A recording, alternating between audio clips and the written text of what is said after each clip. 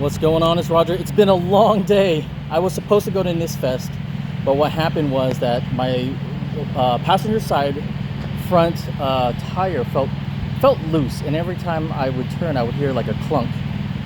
Find out that the ball joint was missing its cotter pin, and so it stripped it.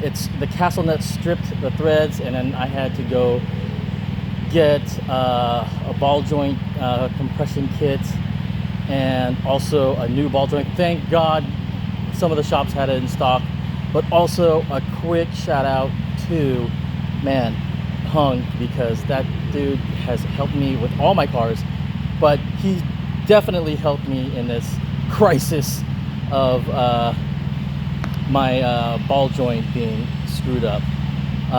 He spent a couple hours with me, and he did the ball joint deal.